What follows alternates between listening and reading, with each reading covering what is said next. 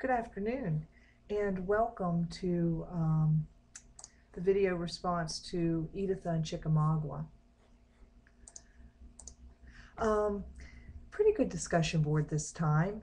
There were some good points brought out.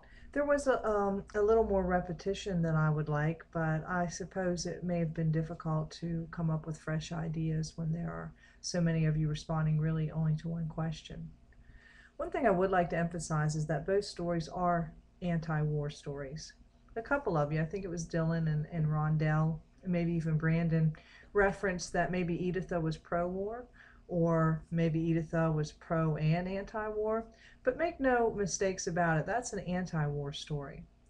Even though Editha is this romantic character who romanticizes the idea of what war is, um, she is not one to be admired. We're not supposed to like her. As a matter of fact, if you read the introductory material about W.D. Howells, or Dean Howells, he was opposed to that uh, false patriotism, as he calls it, that Editha displayed, my country, right or wrong, and that kind of thing. As a matter of fact, I'll draw you to page 111 in your textbook. I just love this, and this always sort of stuck with me.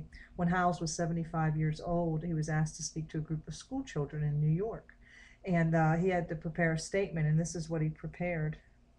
While I would wish you to love America most because it's your home, I would have you love the whole world and think of all the people in it as your countrymen. He continued to go on by saying, you will hear people more foolish than wicked say, our country, right or wrong. But that is a false patriotism and bad Americanism.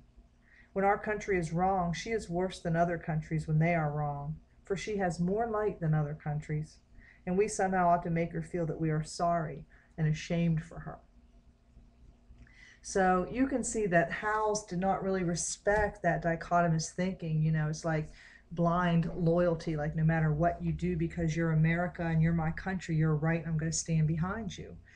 He didn't respect that sort of thinking, and that's what Editha represents in the story. Brett and Sue had both pointed out that there do seem to be levels of characterization that are kind of symbolic in the story. Editha's over-the-top, romanticized, glorified idea of war. She's described at one point, as red, white, and blue. And, and then George is opposed to war because that's the way he was raised, and he seems to want to do good and find the truth, wanted to be a preacher, then a lawyer. But some of you said that for Editha, he gets involved in the war. And I'm not sure I would agree with that. If you'll recall, when he goes to that meeting, he wasn't really going there intending to sign up to serve, but he ended up signing up to serve. And he got caught up in what was going on. It was almost like a mob mentality. He just sort of, mass hysteria, he just kind of got into it and just joined, And so that was George. And then, Mrs. Grierson is the other end of the spectrum. She sees and can see beyond the romantic, glorified ideal, and she sees how people die and how people are not the same who are involved in war, and whether they're Americans or somebody else in the world, people are impacted in a bad way, even if you win the war. So there was that. I like Joey's question, and to me it gets at the root of Editha. Um, is she proud of George, for what he's done? And I don't really think that's the way that Editha is thinking about things. She was really hoping he'd come home with maybe an arm blown off, and that she could sort of show him off as a trophy in that way. Probably not even realizing what that would be like. Again, she's just this romantic, idealized, has this notion. Melissa Cole brought up that point, is that Editha is she's in love with the notion of war, but she doesn't really understand the reality of war. And that story is often read that way, realism versus romanticism.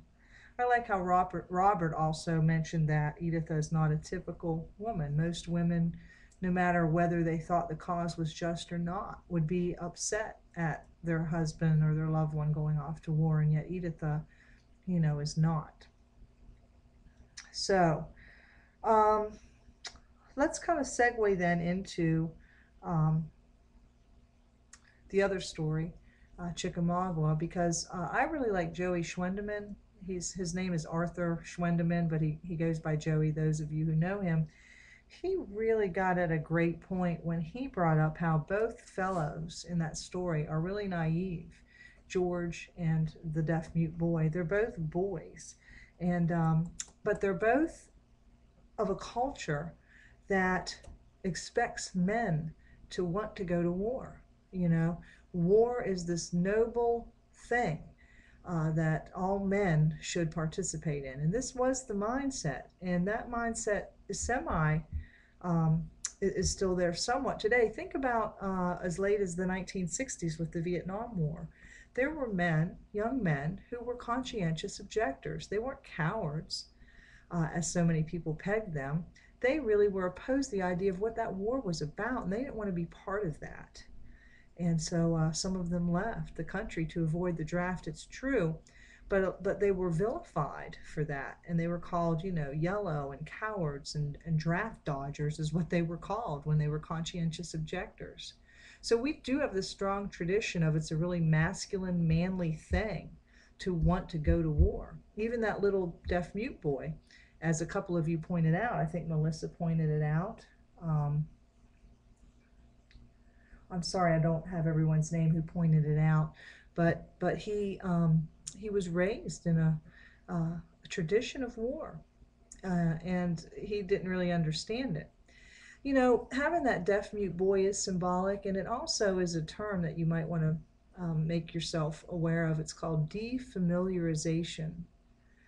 Defamiliarization is a literary technique where the writer takes something that's people already have an understanding of and presents it through a lens of someone or something that does not have an understanding of it. So this little boy who is a deaf mute, which, you know, Brett had some cool things to say about that, like maybe that's kind of symbolic, kind of like how we are, you know, we're not really aware of what's going on. We're sort of immune to it. But by presenting these images through this deaf mute boy's point of view, it makes something that people were familiar with unfamiliar and thus more shocking and horrifying. In 1889, when this story was published in the newspapers, San Francisco Chronicle, I believe, the newspapers were writing stories about the war, and they were sensationalistic and they were graphic. You know, they were exposing people as best they could for the media that they had to what was happening in war. People tend to like violence and blood, and you can disagree if you like, and I respect that, but there seems to be a long history where people just kind of get into that. We have more controlled ways of, you know, of fulfilling that sort of need we have, football, for example.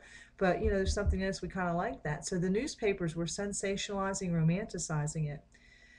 So people weren't immune to the idea of the atrocities of war. But Bierce is so skillful in this story in that he presents those images through the eyes of this little boy who has absolutely no context of what he's seeing.